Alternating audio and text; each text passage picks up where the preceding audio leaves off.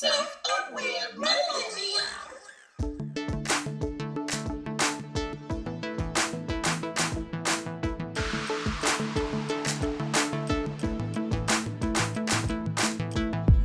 All right, everybody, welcome back to another episode of the Self-Aware Millennial. I am your host, J.Mix. Happy post-Indigenous People Fuck America Day.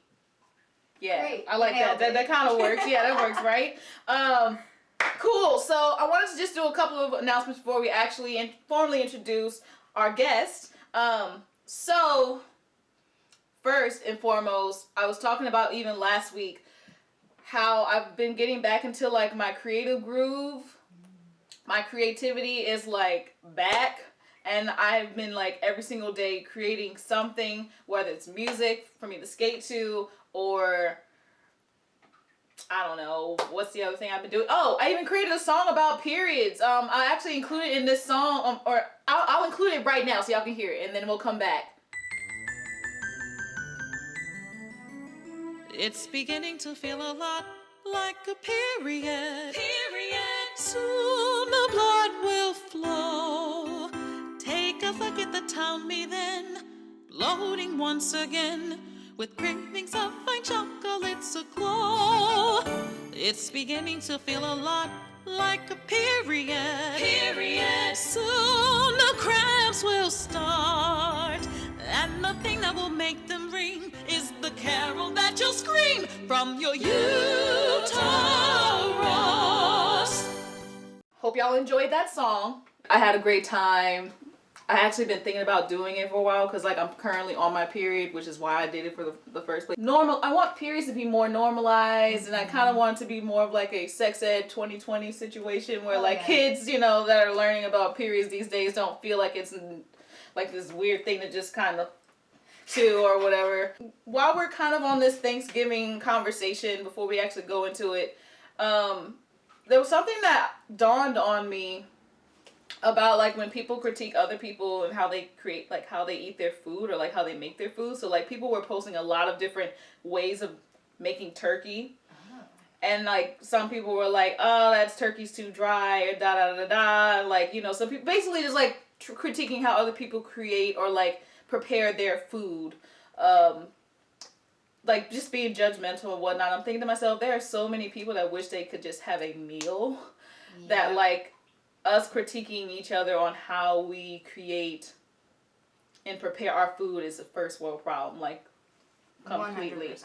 And I don't know, maybe, I mean, I'm guilty of it too, especially when it comes to gumbo, because it's like, you know, everybody makes gumbo like really well, but it's like, even if it was a badly made gumbo, I'm pretty sure that homeless woman or guy or whoever on the street is going to, they're not going to care. They just going to want it. Like, give it to them. You know, they don't care how much or how bad it tastes as long as it's fresh, you know?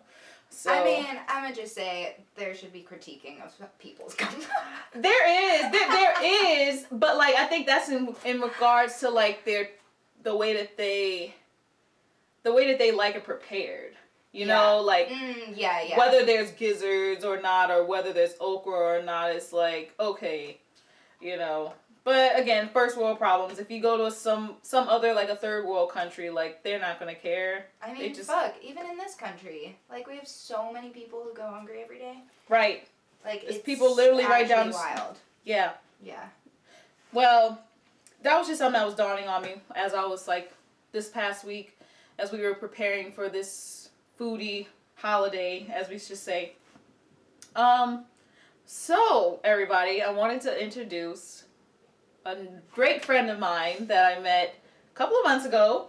Yeah. And you've been seeing them in all of my skating videos within the last couple of months, or I should say the last couple of weeks, because we just recently started getting really good at skating, and so gotta document it now. Yeah, we're documenting it now. We're like, okay, we're at that time. We can start like making videos and just like, you know, doing our thing. So We've arrived at the right aesthetic to videotape. Yes. So everybody, this is Marlo. Marlo, and what's your last name? Barrera. Marlo Barrera, everybody. Just so that because I mean, I can tell them, like, as again, I met Marlo basically at Crescent Park. Yeah. and now we've known each other for about 4 or 5 months. The first couple of times I was at Crescent Park, like I would always see you, and like I'm that person, like I'm in my own zone, like I just kind of hang around with people that I really know, and then I'm that introvert, like, and then like one day you came up to me, you were just like, hi. Yeah, that's because Crescent Park was like my spot. I've been going there since May when I first got my roller skates to skate almost every day. And it was like Shamar and Bryce. I'd been hanging out with them every day, and all of a sudden it's these new people, and it was so nice. No, I appreciate it though, because I'm usually not that person. Like, I'll see someone skate, and I'm just like, wow, they look like a cool person, friend, but I'm like never that person that's like, that goes out of their way all the time to just be like, hi, I'm Jessica. Nice to meet you. Either. It's a habit. It's a muscle that I've been trying to flex, because I realize the thing that I've been so hungry for in my life is having an environment or space where like I know everyone, and it's just like a fluid public space. And so I was like, I should just make more of an effort and actually make Crescent Park that space, because I wanted to just like more friends and relationships where we like stop by each other's houses or do whatever. And I just really loved, I know, and here we are, everyone at Crescent Park. So I've been just trying to make an effort to talk to more people. I appreciate that, and I think when it comes to building community in general, like that is a great flex to have. So if you're not doing that, I mean, like you can come to like my neighbors. Unfortunately, I know a lot of them now, but like when I first moved in, like I just kind of kept to myself. But I know so many people that don't even know who their neighbors are, their names, or anything about them, and they're your community. And if you're like, again, your community got you if the community knows that you're there. So, and in regards to people at Crescent Park is like, everybody there is like really like, I don't know, I like everyone's aesthetic there. I love the way that, and this, I guess it's also because we're also all mostly out there to kind of recreate amongst like skating. Yeah. So we're all already out there to like have a good time. We're in a different mindset.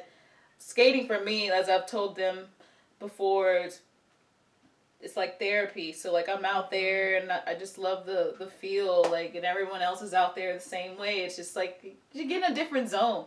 Yeah. So I'm very happy to have met you. Me too. And I'm happy that you're on this podcast. Yeah. And I'm hoping now that, because I mean, I know you, but like I don't know you. So tell the audience kind of what you do for a living. And I hate to ask people like, what do you do for a living? Because I don't like that. I just rather be like, so who are you? Who are you? Who am I? Yeah, that's something I've been trying to do, is just like separate my identity from my work, right? Which is super hard. And I think part of why I love Crescent Park so much, because it's relationships rooted in play, which I think we don't get to find as adults very often. So just to name that, I love that. I also love skating. And what do I do? Man, I've been doing so many different things. Right now I'm working as like a consultant doing facilitation work, which is super fun. It's super dope. I love facilitating, and also supporting people as they design programs. So I'm working with an organization to help them design their volunteer program and create like a volunteer playbook. I'm facilitating a fellowship for attorneys who are learning more about the technology that ICE is using to deport people, and then creating like doing policy work around that, which is super dope. Yeah. And so facilitating and program design are my two favorite things, but I also come from a reproductive justice organizing background. So so REJAC, the Reproductive Justice Action Collective here, which runs Plan B NOLA, which is the free EC network. I was one of the founding members of that a few years ago. So I was doing that up until like earlier this year, and now like the baby that is that collective has grown up and has an executive director and employees and stuff, which is super dope. And and I don't think founders should be with an organization very long, and so I've like stepped away and gotten to see it just the people who are just way smarter and more brilliant than me like do way more badass work. It's great. Right, but laying that foundation is just great in general, and you'll always have a place there. Yeah. Because of that, you know, having that intention and having somebody with a little bit more knowledge, like that can help get it off its feet because they didn't have the principles, the foundations to do that a little quicker, I guess. But that's awesome. Yeah. So that's what I've been up to. And I've been, like, making art lately, which is fun. What have you been doing? Okay, so I've been trying to make intentionally crappy art because I put too much pressure on myself to make I love that. things that maybe someone else will like. Like, actually, no, I should explore and, like, play with these different materials. So I've been working with acrylics and charcoal, and just, like, glass that I've been finding, like mirror. Oh, wow. And thinking about just, like, space and sort of just redesigning and rethinking how my space looks and feels now that I'm in it literally all the time. Yeah. And so that's been really great and feeds my Libra aesthetic soul, you know? Yeah. That's so cool. Well, yeah. As a fellow creative, I wish you the best on that. I know how hard that can be sometimes because, I mean, as they already know, I've been, lately, it's just been, I guess since quarantine started, like, my creative energy just kind of went out the window. Like, it was there for a little bit, like, once quarantine started, but then it faded away really quick. And really? I'm just getting back to it. Yeah. Why do you think it faded away? So, it faded away, you know what? I don't honestly know. I just know that it did, and I couldn't get it back because I was on a train from, like, January to, like, March, a little bit into April, and then after that, it just went downhill. Yeah. I can't pinpoint exactly. It might be because I was trying to focus more on the podcast, that I was not, like, I was trying to, like, get it working so that, like, the rest of my energy I wasn't able to dedicate it to my other, like, my craft when it comes to, you know, creating music and whatnot. And I think at that point, like, it was still very uncertain with what I was going to be doing with, like, my previous job at the museum. Because I was definitely at that point where I was just like, I don't know if I want to actually continue doing this. I was already thinking about that at that point. I was like, do I really? Because it's also around the time of, you know, George Floyd, Breonna Taylor, and that whole uprising. I'm like, do I really want to support and be a part of this capitalist business where I am a black face that makes them look good when I know for sure they're not acting and being the progressive, diverse, equity and inclusive, you know, company that they say that they're striving to be. Like, I'm literally trying to talk to the people that are the puppeteers of that organization that, like, basically, like, pulls the strings, and I can't even get to them. So I'm like, okay, well, I'm not about to, if I can't speak to the person that is making everybody else's life hell, I can't, like, I have to go. Like, this, y'all ain't gonna use my diversity quota to make you look good if you can't even speak to me, like, on the street or in a private meeting. And that's, like, some purposeful shit, right? Of just, like, trying to protect white dominant culture within these institutions that are just continue to operate in these completely racist ways. Yep. And the World War II Museum, I mean, we're still at it, and I don't endorse them right now. I know I have family and even, like, you know, very close friends that still work for them, but I can't endorse them for anything other than that they are keeping jobs, but that's it. Like, as for, like, their principals and, like, the people that are actually making the most money off of that place, like, they are nowhere to be found. And anyway. Also, wait, really quick, just to circle back. Yeah. Let's normalize, like, fallow times for creativity, right? Like, those times when you just, like, can't be creative. Let's normalize that. I'm trying, to put the pressure on ourselves to be creative all the time is unproductive. Yeah. You know? And so let's just normalize that.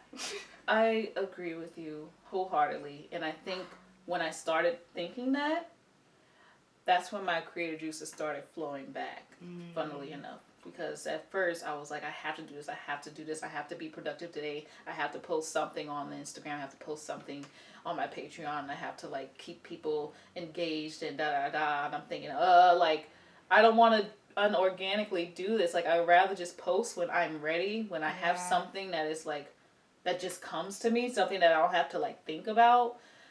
And that's when it all started transpiring. And so, yes, let's normalize that. Yeah, you can't be in output mode all the time. It's no. not possible. And rest is important. Rest is so important. Yeah. So I want to go into this next segment. This is something that is new. It's called Phased or Unphased. It's a segment where we reflect on current event news that make everyone uncomfortable or somebody uncomfortable. And this week, this actually happened back on like November 14th. So about a little less than 2 weeks ago at this point. But there's this Muslim woman named Amani Al-Khatahtbeh. Al-Khatahtbeh. Sorry, Amani, if you ever should read this or see this. I'm trying to get people's last names right, but I'm pretty sure that's how you say it.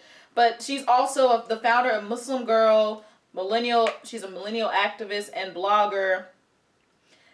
And she also recently just ran for for Congress. So like she's really? Already like, she's like big. And the funny thing was like this whole incident happened, and like when it was happening, people were like, they messed with the wrong one.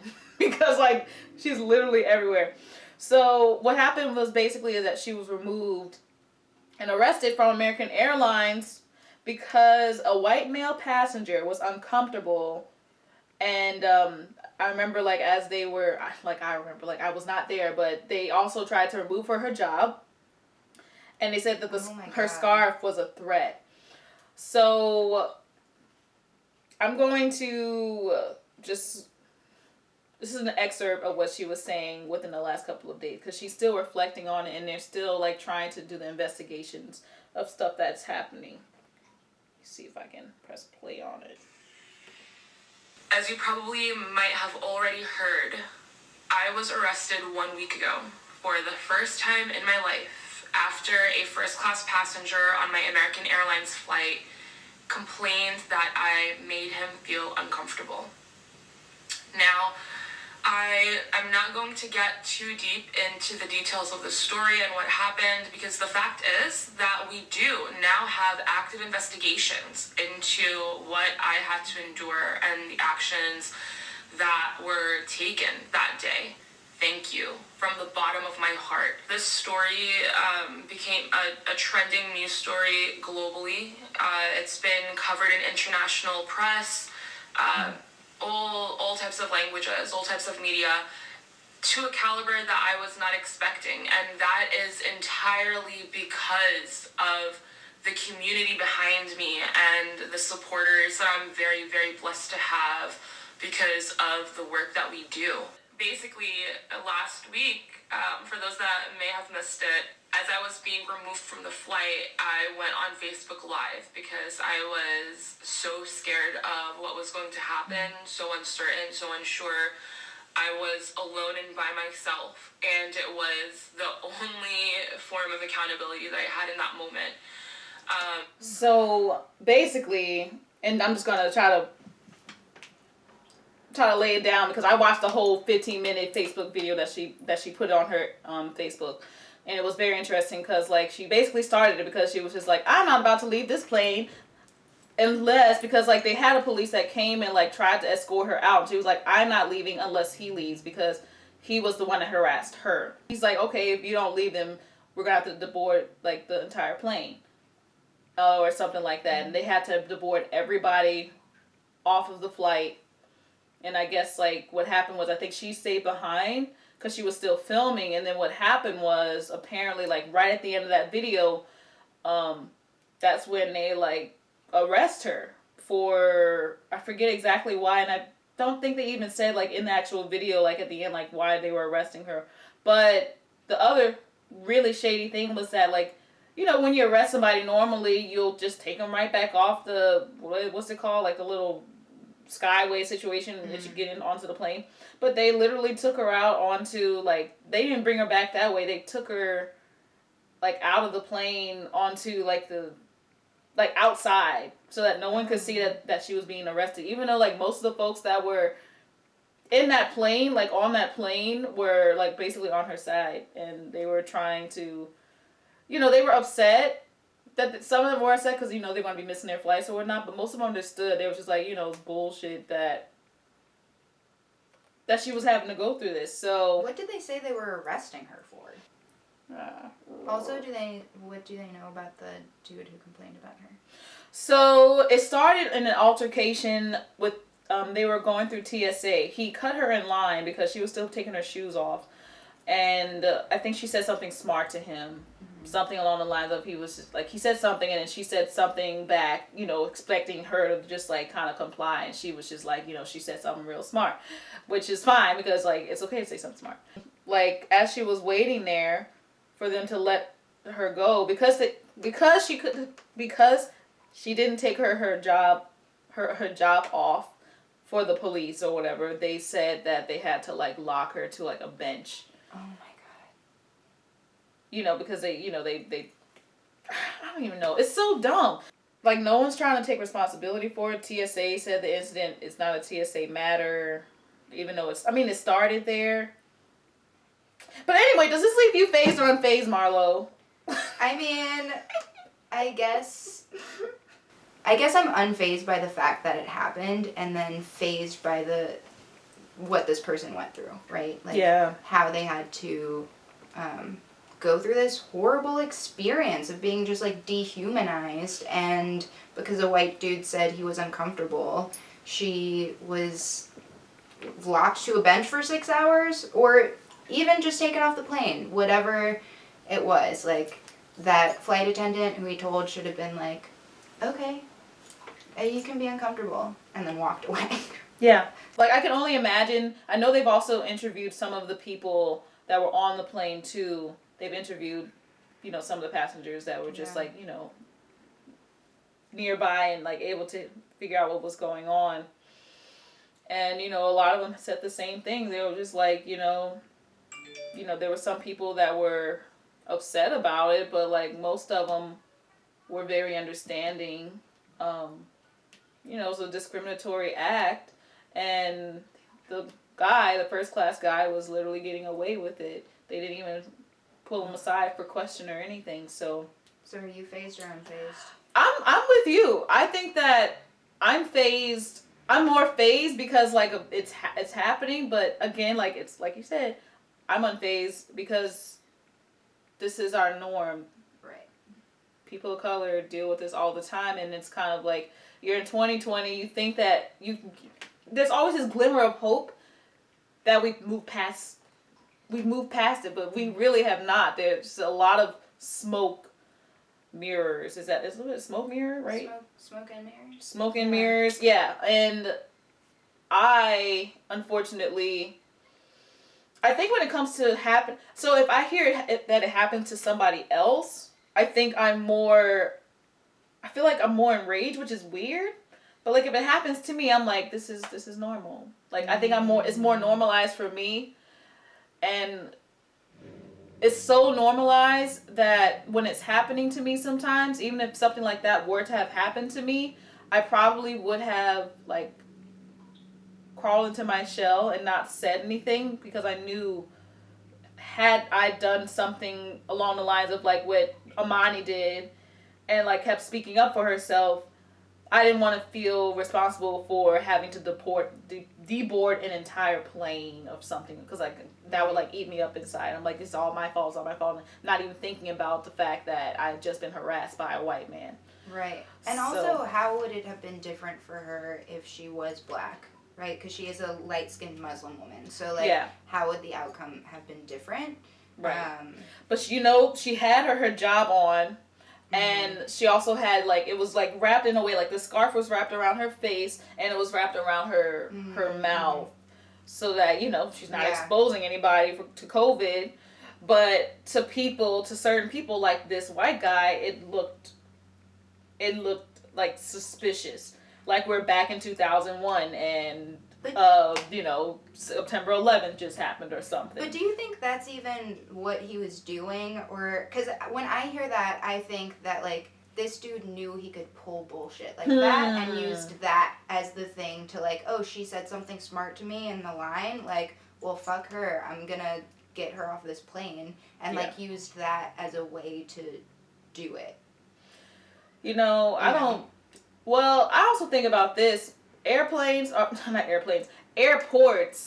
in general are just a very stressful place.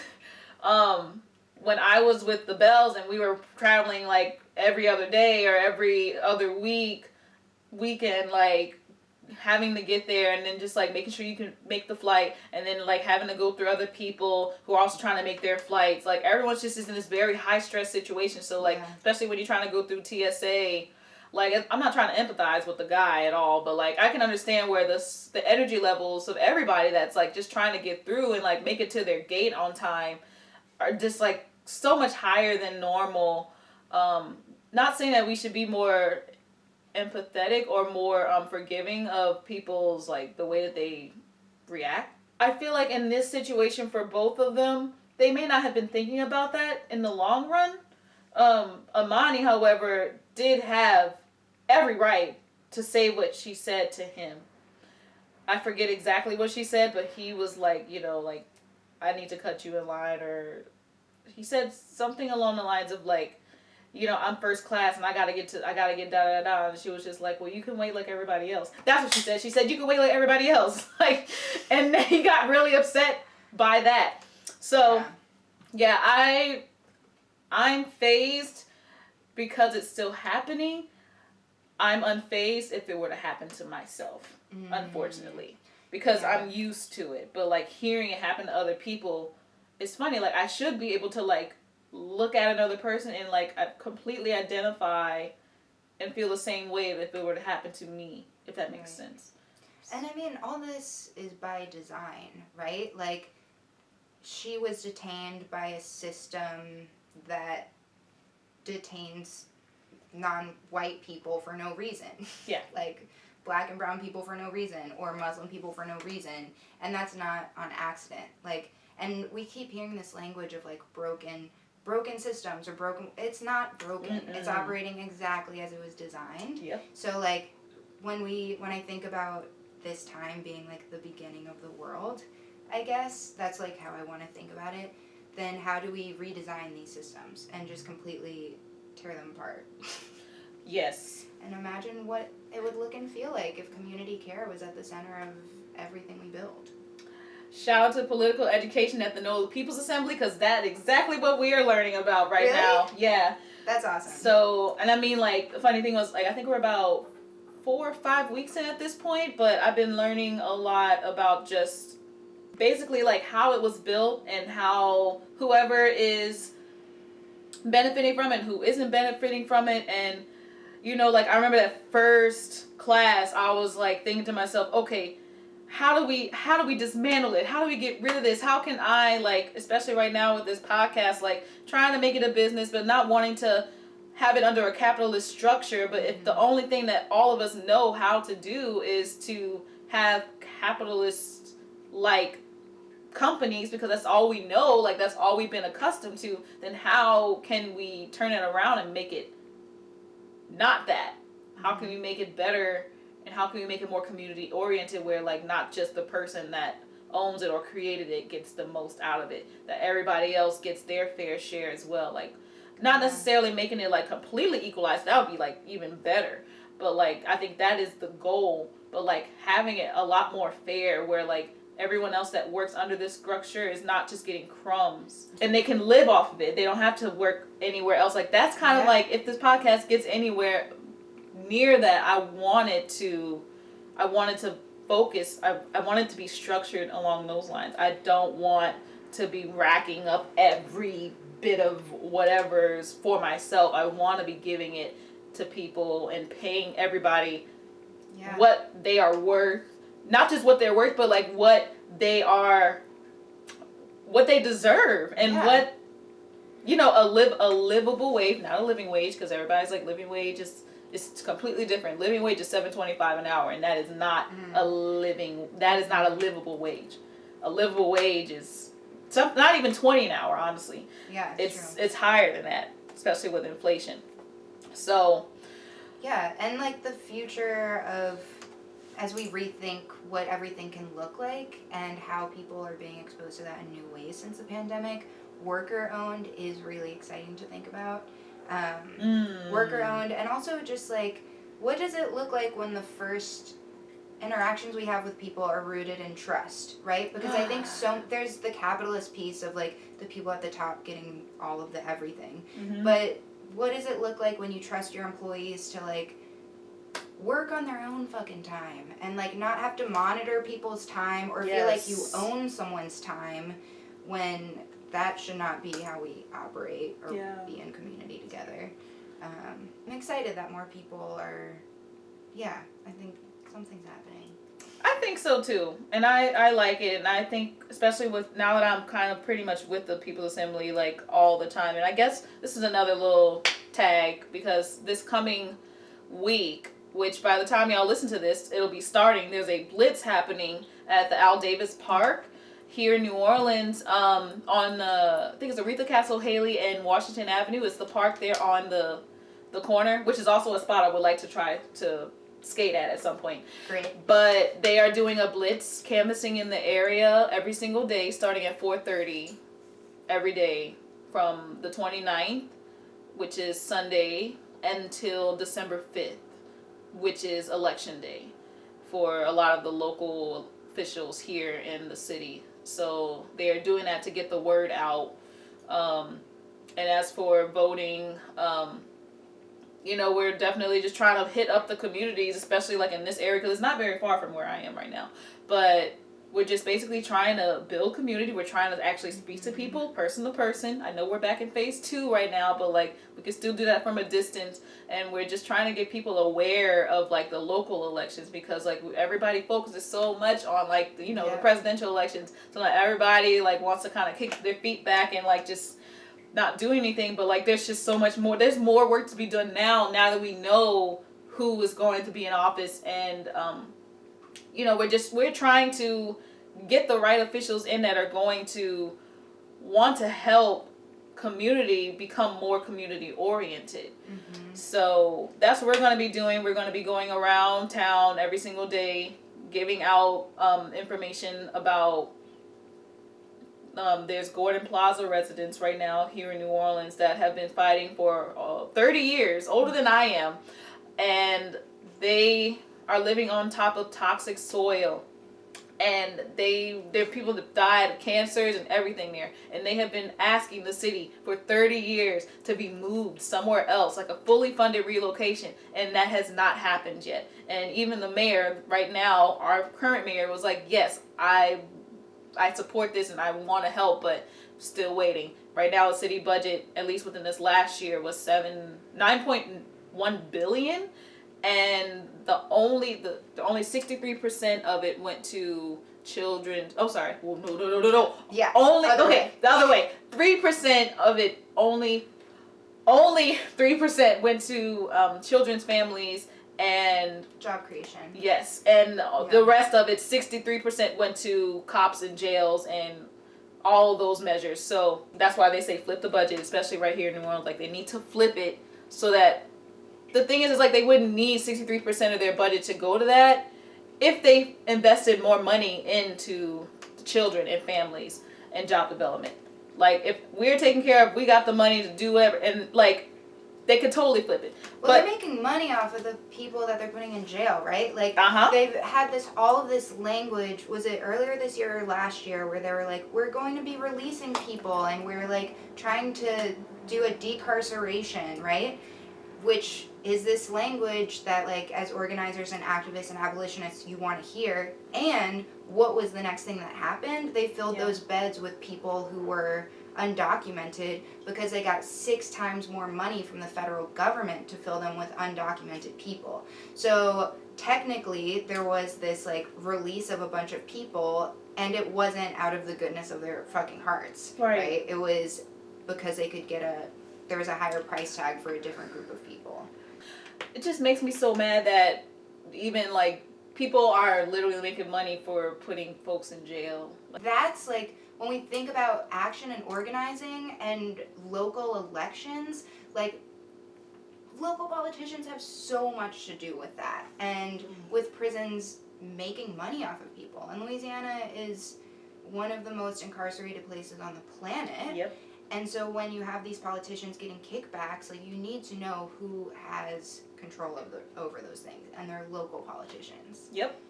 And that's why we need to make sure that the ones that we're putting in office know this, and that they are that they are trying to dismantle it. But again, politicians will say anything to get in office, and then once they're there, they'll take their time or they'll pretend that never happened. Yep. So, yeah, y'all. If you're listening and if you're in New Orleans at least, please, like, tell your grandma, tell everybody, tell your dog, tell your cat, tell your parrot, tell them to please do their research. December 5th, be at the polls and elect the people that are going to make your life better. And that's all I'm going to say on that right now. I'm going to give y'all some resources on the page. Next, I want to talk about, just because this is important with me personally, because I've been going, within the last couple of months, I've been, like, having my journey through trying to figure out, I think, how I personally identify with this. But I want to talk about pronoun identity and just, like, the basis of it. And there are a bunch of folks out here right now that are reclaiming their pronouns. I don't know how to, like, this, is that right? Like, reclaiming their pronouns, or like trying to, like, I don't know how to, like, really describe it. All I know is that I'm here for it, and I like the idea of not necessarily identifying a person by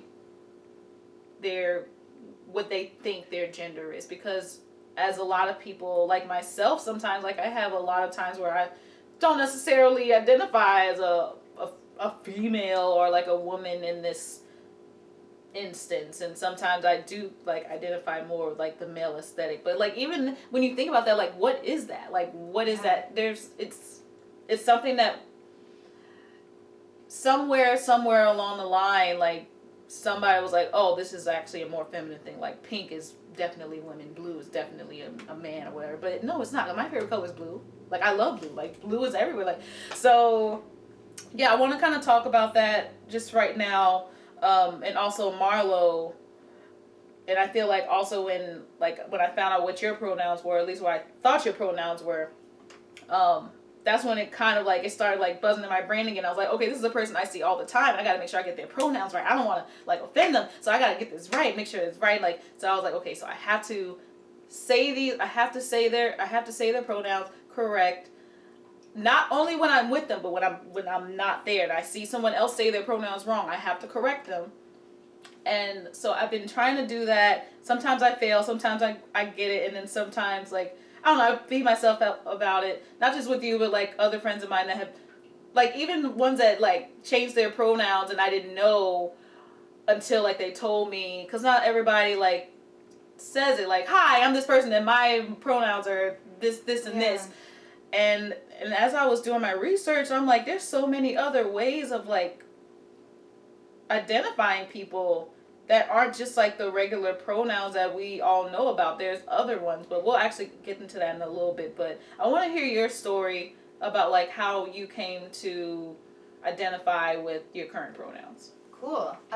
Yeah, so I guess the first thing is, like, nothing is a binary, right? Mm-hmm. Like, there literally is no binary. And gender in the way that we think of it now is a colonialist concept overall, right? Because the people who were here before this land was colonized had multiple different kinds of genders. Yep. So many different kinds. Yep. And I mean, even if we want to talk about sex, which is different than gender, right? Like, yes, we say, like, male and female, but mm-hmm, there are intersex people, and there is a spectrum of that as well, right? Yep. And the rate of intersex people is the same as the rate of redheads. Like, it's not a low number. Wow. That I did not know. Yeah. Gotcha. And so when we talk about just medicine and, like, that, and sex, that's one thing, and then there's gender, which is like who you are, right, and how you feel, which is also very different than how you present, right? Because you can be identify as whatever gender and present in a way that reads as femme or reads as like masc as well. And so I guess for me, I've never, so I identify as just as non-binary, a non-binary queer person, and I think the queerness for me, which I think if you ask any queer person, everyone's definition of what that is different for them. And queerness for me is my gender and my like fluidity in my gender, and it's also like the people I'm attracted to, right? And so queerness for me encompasses all of those things. But as far as gender, I went to an all-girls school for a while growing up, and I was like, I don't feel like these kids. Like, there's a lot of reasons why I didn't. Wait, which one did you go? Do you want to say which one you went to? Because I'm curious. I feel like we had this conversation, though. Yeah, I went to McGee. Oh, yeah. And so we were, like, my family, basically McGee was like, we need a brown kid. We need a poor brown kid. And we're like, take this one. So, like, and I'm, like, a very light-skinned person. Anyway, so there's, like, a lot of reasons why I didn't feel comfortable in that space. And it was not great. But one of those reasons was just, like, I never even felt like I was the right gender for that space. Which I could not even name that in any way. And never really got the language for it until so many years later. So my pronouns, I shifted them about 3 years ago, from she, her to they, them. Once I was like, oh, right. Once I even came to understand that what I was feeling wasn't strange or weird, or like that by not fitting into one side of the binary that's an issue, I guess. Yeah, and so it's been so freeing for me to just be like, oh, yeah, this is who I am, and to have people get my pronouns right, or to ask, or whatever, means so much. Or even when people mess up, and then just name like, oh, hey, I noticed I messed up. Sorry, I will do better next time. That feels so good to my heart, you know? It just really, really does. And every time I hear someone say she, it, like, makes my, like, skin and body just, like, curl up on the inside. Because there's always the mental calculus of, like, is this the time that I want to say, like, correct them? Did they not know? And if they didn't know, do I want to tell them I'm non-binary? Do I need to explain to them what non-binary is? Yeah. Do I feel like doing that That's right now? That's a lot of things in your head that you're already... And that's all happening within like a millisecond when you hear it, and you're like processing, and then it's like at that point, like they're already still going, and it's like, well, I feel that. Ugh. Yeah, but gender isn't real. It isn't, and I'm realizing more along the lines now. Like, I mean, I present myself more femme-ish, I guess, but like I definitely have my times where like, you know, I'll, like, find, like, a really nice, like, sometimes I'll wear, like, it's certain clothing. I'm like, I'd rather wear this. Like, I wore a lot of, I don't know if y'all remember back in, like, the early 2000s, they had, I forget what the name of the clothing company was, but it was, like, I don't know if it was Baby Fat or what. Baby Fat, the one with, like, the little cat with the tail or whatever. Is it Baby Fat? I don't know. I don't remember. All I know is that it was one of those clothing lines, but I didn't like the more femme outfits. I like the more mask outfits. So I like wore the baggy jeans and like the very baggy shirts and stuff that. And I was like, yeah, I'm just comfortable. And everybody's looking at me like, but I don't know. I never even thought twice about it because I was like, this is comfortable and I like wearing it. So fuck y'all. And like.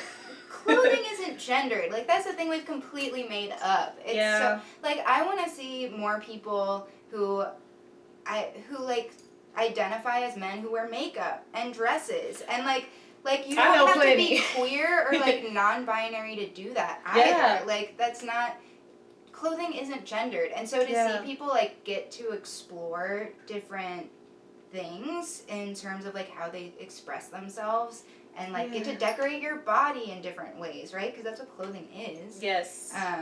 It's like so delightful to see people find that freedom. My aesthetic personally is like either super high femme, like I've got my long nails, like whatever, or I want people to see me from a distance and think I'm a cute boy, and then they get up close and they're like, oh, I don't think I know what they are, and then that's like prime spot. I love that. I love that. Oh my gosh. Yeah, I don't know exactly for me personally. Whatever I wear that day is what I wear that day, and that's just what you're gonna get. And I don't know, like, it's changing all the time, and I will change up my look at any time because that's just how I want to. That's just how I want to look, and like it doesn't matter. Like if I were to cut my hair, doesn't mean anything. It doesn't mean, or if I decide to, I don't know, like this. It almost takes more energy just trying to like think about what other people are gonna think. Yeah. About like what you're wearing, X, Y, and Z. That like it. I just like to take all that out. I'm just like, what I wear today is up to me, and I don't care what anyone else is going to say about it because as long as I'm cool with it, that's all that matters. Yeah, 100%. I want everyone to wear crop tops. I want crop tops to be the uniform of the revolution. I love everyone crop tops. Looks cute in them. Yeah. So how do you think about your gender? That's a great question. I mean, I feel right now I still identify as a female. No, that's sex. Sorry, woman. Definitely woman for sure. Like through and through and through. But I think that I've also recently, because there are people also that identify as, especially when their pronouns, it'll be like she, her, but then like they'll like add like it's called rolling pronouns or something like that, where like it'll be like she, but like they as well. Yeah. And actually, let me read about that right quick, and then I'll answer your question because I wrote some information about this. Oh, cool.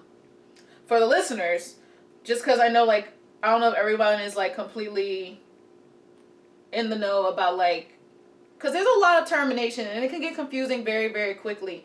But so gender variance or gender nonconformity is behavior or gender expression by an individual that does not match masculine or feminine gender pronouns or gender norms. I cannot speak today. Let me read that again. Gender variance or gender nonconformity is behavior or gender expression by an individual that does not match masculine or feminine gender norms. According to Insider.com, while I put in quotes, they is the most common known gender neutral pronoun. I cannot speak today. Pronoun. There are other options like Z, they, and they, or XE, FAE, and VE. They also exist, and I didn't even hear about that until I read that. I was like, what? Yeah, there's so many pronouns out there. So non-binary people, basically, like Marlo, people who identify neither as man or woman, can use she and he pronouns and still be non-binary. Yep. An array of other gender-neutral pronouns, they exist. So, like, there's, like, again, like you were saying, there's so many of them. According to the University of Wisconsin-Milwaukee, the reason so many pronoun options exist is because for a long time there were no other official pronouns that acknowledged the existence of non-binary people, leaving many to create their own. Now, what we were talking about just now, as I started talking about, was rolling pronouns. Rolling pronouns are basically like, you know, when gender fluid individuals like might want to use different pronouns on certain different days than others, depending on how they're feeling that day about their identity. So, for example, there's like in quotation, let's say like a perfect sentence would be, she is upset because their mom didn't call. Mm-hmm. So she and they are the same people. I've never heard the term rolling pronouns. That's cool. I didn't either. I like it though. It makes sense.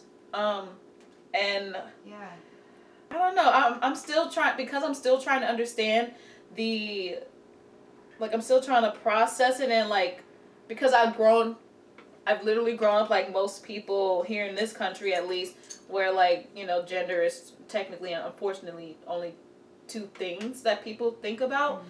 And as I am destigmatizing that or like unlearning that, I am starting to understand how the non-binary mind or like aesthetic works. So for me, like I'm starting to identify with it, but I wouldn't say I'm like completely there yet. So one of my first go-arounds was like this last week. Shout out to Milan Nicole Cherie. She is the founder of one of the founders of House of Tulip here in New Orleans, which is a transgender basically housing community where they basically house transgender folks from all around the city and make sure they have housing. But I think Milan is also the creator of the hashtag Black Trans Lives Matter. So, but they had a wonderful program last week, and I went and it was fun. They did like a whole it was fun. It was on Bayou St. John, and they even did like a whole like mini ball walk situation towards the end. And it was like on Bayou St. John, and like people that was just like driving down were like looking, they're like, what's going on? Anyway, back to what I was saying. Milan, I parked kind of far away from the location, and Milan didn't want me to go to my car by myself. And I hadn't known that, so like I had started walking or whatever, and I remember she was like, well, wait for me, I'll drive you. So she drove me, but like as she was bringing me back, someone had called and was like, hey, where you at? And like, I'm about to bring them back to their car. And I was like, oh, I'm them. Oh, that's the best. I was like, wait, she just used the pronouns and I actually liked it. I was like, I liked it because it was respectable, because she didn't assume she knew what I identified as. And I was just like, so this is what it feels like. This is what it feels like. And shout out to Milan. I don't even think she realizes what she did, but like it really like that really kind of sealed the deal. And I was like, okay, I love this, and I want to take that and make sure that I'm doing that with other people that I don't know pronouns for. I don't want to assume that I know their pronouns like ever based on how people present, right? Like I think we assume people's pronouns based on how they present, and like how people present isn't often their genders. Sometimes it's a good guess, but sometimes it's not. So if you just use they, them from the start, then it's super great and super helpful. And I think, too, like, one thing that I want to say as someone who has, like, so often felt like not enough of whatever my thing is, like, where my identities are, like, not Latinx enough, like, not, I don't know, like, even growing up here, like, still feeling sort of separate from what it means to be in New Orleans. Right. And then not queer enough is one, too. And it's just, like, for anyone who is thinking about their gender or, like, whatever it is that they're thinking about with their identity, like, you're enough. Like, queer enough isn't a thing. You don't owe anyone androgyny. You don't owe anyone that. Right. You know, like, how you express yourself is your thing. And that's the beauty of, like, moving beyond the gender binary, is, like, you get the space to do that and, like, the freedom in your brain to get to do that. And some days, or any day, you might not care or feel like it. And, like, that's cool. I love it. I love it. I don't know, like, as you're, like, saying this, like, it's really starting to affirm things for me when it comes to, like, just how I feel like how I want people to, like, the pronouns I want people to use for me, I guess. Like, I don't mind if people use she or they.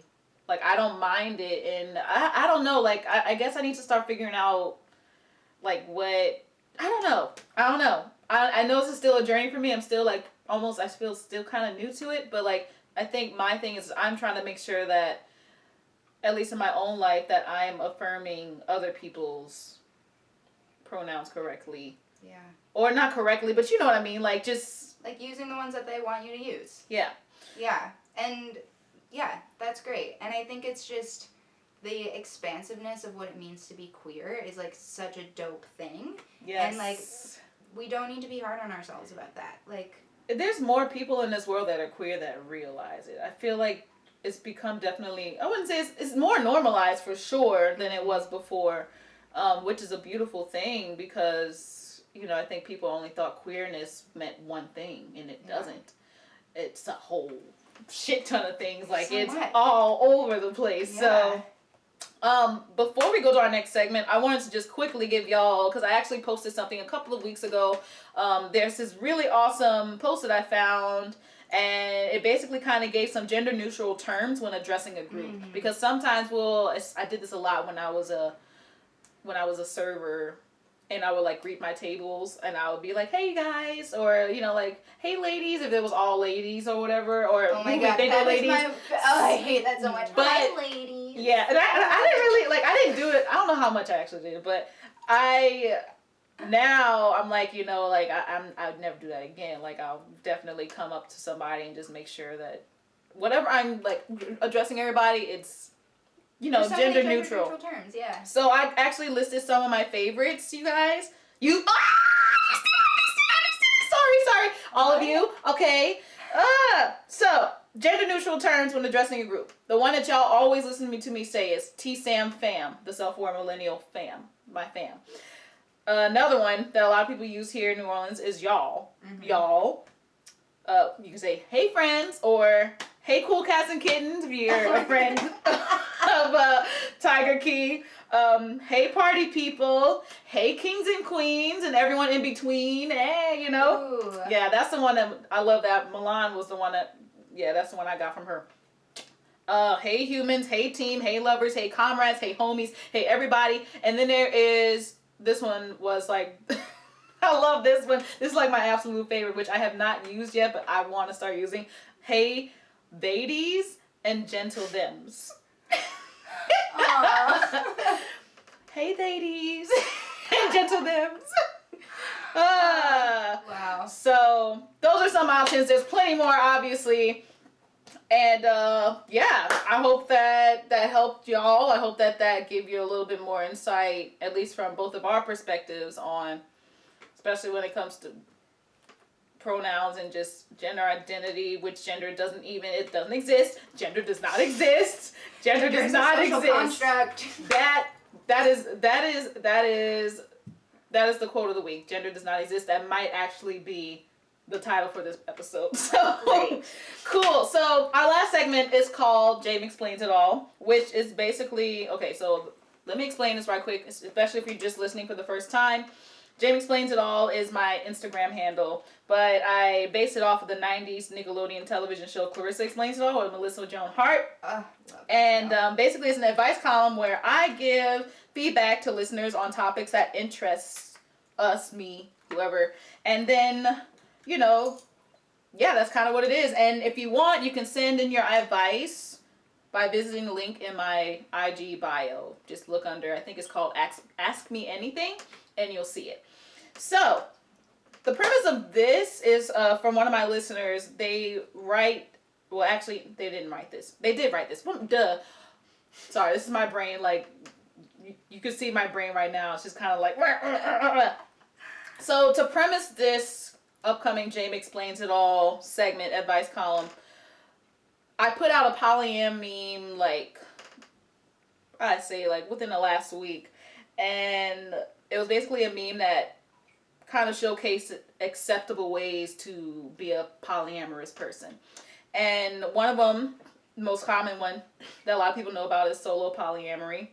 Another one was like relationship anarchy, thruples, V's, squads, which are all like acceptable forms of polyamory that you will normally see that are in the media or just amongst the community that everybody can agree to. But there's one that a lot of people have some issues with, which is, for some damn reason, the one penis policy puts everybody up in arms, which I personally feel, like that's, like, when it comes to one penis policies, first off, like, we'll get to it, but that's the premise. The one penis policy was the one where, like, everybody in this meme, like, kind of, like, shifted, their whole, like, energy shifted. They're like, no, we don't accept this. So what exactly does that mean? So the one penis policy is when it comes to at least a partnership that are, let's say there's a couple that is going into polyamory for the first time or something along the lines. Let's just use that example. Like a straight couple? Yeah. Or, like, heterosexual. Or, yeah, I guess. But, funnily enough, it could actually also mean, like, not just a hetero couple, but, like, it could also be, like, a... It normally happens with hetero couples. Okay. So, yes, let's just use the hetero couple. And they're about to get into this. They're like, okay, we're about to have partners, but they both agree that this only usually affects the femme or the woman of the hetero couple situation. But they can't have more than one penis at a time.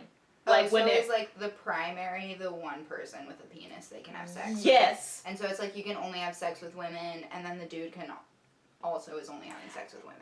Exactly. Yes. And it makes no sense. So stupid. Yeah, it's so dumb. So that's the premise of it, and the listener asked me this. They were like, okay, I don't fuck with one penis policy. I'm not even into polyamory like that, but I've always wanted to have a convo about preferences and where the line gets drawn when it comes to them. And that topic can explore more than just genitals. When does having particular preferences lean away from being harmful to it's just what a person wants for themselves? So, when she sent that to me, I was like, you know what?